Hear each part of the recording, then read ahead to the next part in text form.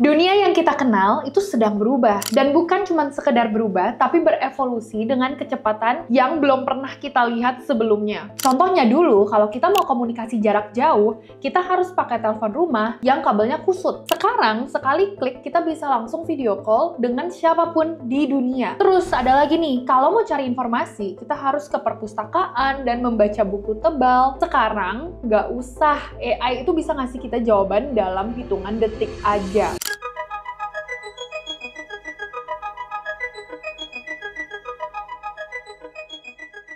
Teknologi dari dulu terus-menerus berkembang, sampai batasnya hampir nggak ada. Dan kita itu sebenarnya lucky banget loh, karena kita hidup di era di mana teknologi itu nggak cuma mempermudah hidup kita, tapi benar-benar mengubah cara kita melakukan aktivitas sehari-hari.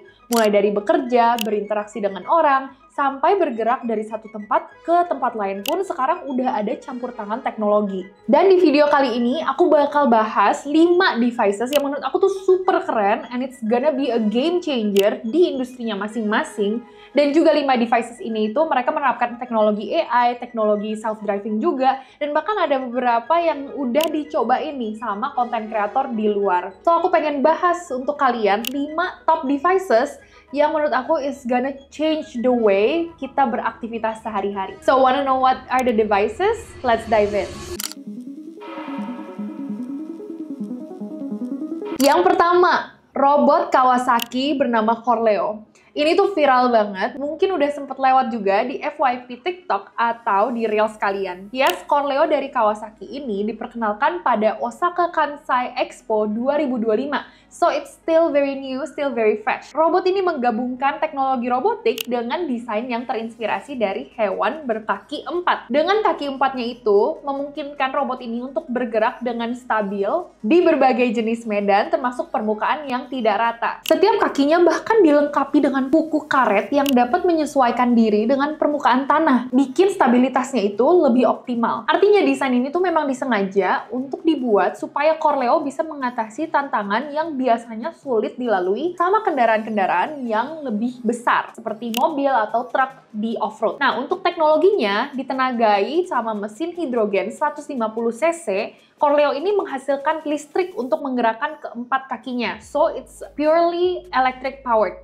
Jadi bisa dibilang kendaraan ini tuh ramah lingkungan dengan emisinya hanya berupa air. Karena again dipowered oleh hidrogen. Terus robot ini juga udah dilengkapi dengan sistem kecerdasan buatan yang sangat memungkinkan melakukan penyesuaian gerakan secara real time berdasarkan dengan pergerakan pengendara. Serta proyektor jalur untuk navigasi di malam hari. Nah, si Corleo ini juga sengaja dirancang atau didesain supaya bisa dikendalikan melalui pergeseran berat badan pengendara. Actually mirip sama mengendarai kuda. Jadi, sensor pada pijakan kaki dan stangnya itu akan mendeteksi pergerakan ini, yang nantinya si robot akan ngerespon sesuai dengan gerakan si pengendaranya. Sejauh ini dengan kemampuannya untuk menjelajahi medan sulit, Corleo memiliki potensi aplikasi yang luas. Mungkin bisa dipakai untuk jadi transportasi di daerah terpencil, atau mungkin operasi penyelamatan di pegunungan, sampai digunakan untuk pertanian atau konstruksi. Nah, Kawasaki sekarang lebih menargetkan dengan target peluncuran pada tahun 2050. So, yang kita lihat sekarang itu baru beta version of Corleo. Device yang kedua adalah Atlas Robot dari Boston Dynamics. Mungkin kalian baru dengar namanya, tapi Boston Dynamics, kalau kalian sudah ada di ranah teknologi, pasti udah nggak asing lagi dengan perusahaannya. Nah, robot ini yang bernama Atlas bisa kerja secara mandiri di lingkungan industri, karena ia dirancang untuk menggabungkan kelincahan fisik dengan kecerdasan buatan AI tingkat tinggi. Nah, sejak debut, Atlas sudah dikenal dengan kemampuannya untuk melakukan parkour. Jadi, dia itu bisa melakukan gerakan-gerakan akrobatik seperti salto. Namun, Atlas ini sudah mengalami transformasi yang signifikan. Sekarang, Atlas sepenuhnya bertenaga listrik juga dan dilengkapi dengan aktuator yang lebih kuat sehingga memungkinkan gerakan yang halus dan fleksibel. Nah, dengan peningkatan ini, Atlas bukan cuma jadi lebih efisien, tapi juga lebih siap untuk tugas-tugas yang lebih real time. Oh iya, selain itu, dia juga udah dilengkapi dengan sistem pembelajaran penguatan atau reinforcement learning dan teknologi pengenalan visual yang canggih. Jadi dalam demonstrasi terbarunya, Atlas tuh mampu mengidentifikasi mengidentify dan memindahkan juga komponen mesin di lingkungan pabrik tanpa intervensi manusia sama sekali. Dan ketika menghadapi hambatan, Atlas juga dapat menyesuaikan strateginya secara real time. Kalau pertanyaan dari aku sih, kapan ya kita bisa lihat robot ini ada di industri manufacturing di Indo? Kalau kalian tahu, coba tebak dong di komen. Nah, 2 robot udah kita bahas, sekarang kita memasuki ke kendaraan. Kalau kalian lihat video iShowSpeed yang ini, kalian pasti udah pernah tahu dong, dia itu mengendarai kendaraan terbang di Cina. Ini dia yang dinamakan Ehang 216S. Coba bayangin deh kalau kalian lagi ada di tengah-tengah kota yang padat kayak Jakarta, terus kalian terjebak di kemacetan. Apa nggak mending kita terbang aja? Yes, melayang di atas kemacetan, pakai taksi terbang, dan tanpa pilot. This is the new era of taxi di China. Karena si perusahaan ini sudah mengeluarkan taksi terbang otonom pertama yang sudah mendapatkan sertifikasi untuk operasi komersial dan administrasi penerbangan sipil Cina. Kendaraan ini dirancang untuk menyangkut 2 penumpang dengan kecepatan hingga 130 km per jam dan jangkauan sekitar 35 kilo. Dan punya 16 baling-baling dan rangka serat karbon ringan. Bikin transportasi ini lebih cepat, efisien, sekaligus ramah lingkungan. Nah, Ehang 216S ini memulai langkah besar dalam transformasi mobilitas perkotaan.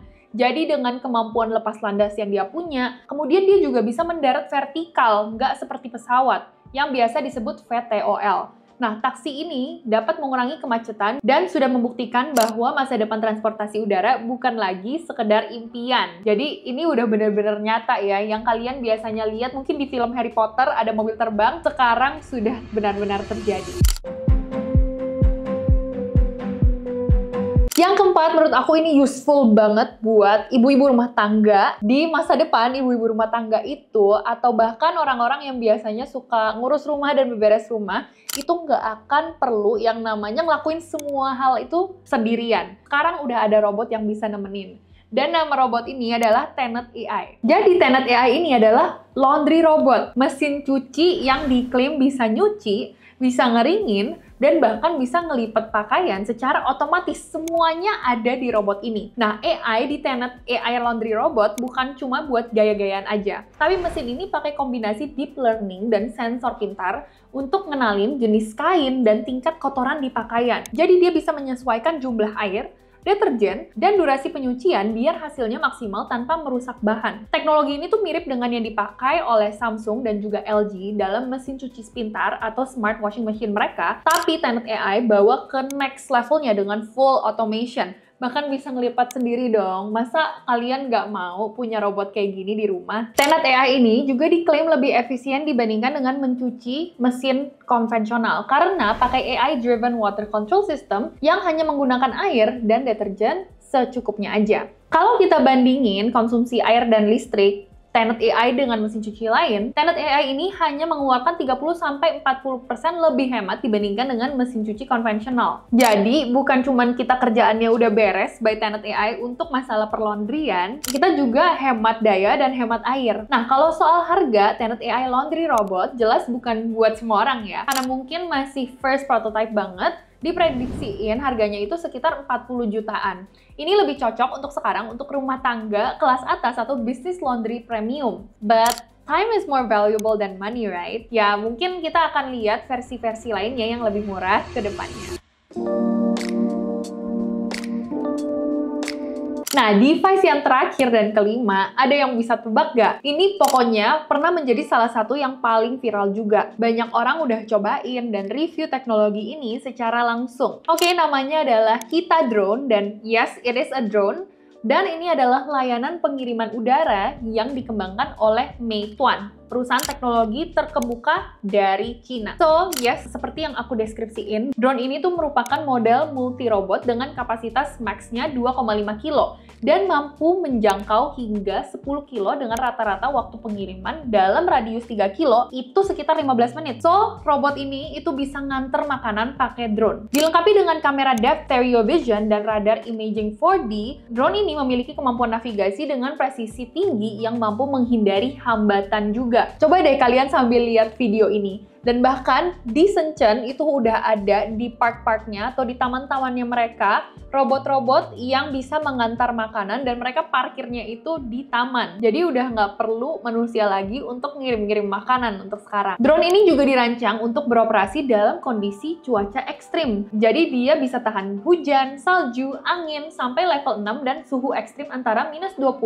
hingga 50 derajat Celcius. Dan termasuk kondisi pencahayaan yang kurang seperti malam hari, dia juga bisa bebas beroperasi. Pengirimannya juga terjamin karena menggunakan sistem berbasis AI again yang dapat mengatur rute dan jadwal pengirimannya secara optimal. Nah, dari Desember 2024, layanan ini tuh sudah mengoperasikan 53 rute di berbagai kota besar di Cina dan telah menyelesaikan lebih dari 400.000 pengiriman. Nah, kita drone ini melayani berbagai lokasi, mulai dari perkantoran, area perumahan, perpustakaan, hingga di objek wisata. Jadi, kalian tuh bisa nganter makanan apapun pakai drone, bahkan di titik objek wisata. Nah, hebatnya juga pada akhir 2024 lalu, kita drone memperoleh lisensi komersial untuk pengiriman drone Beyond Visual Line of Sight atau BVLOS dari Otoritas Penerbangan Sipil Dubai. Jadi, dengan license ini, kita drone mulai menyediakan pengiriman makanan, obat-obatan, dan barang-barang esensial lainnya untuk di daerah percobaan di Dubai. So, nggak cuma di Cina aja, dia juga bisa diekspansi ke Dubai.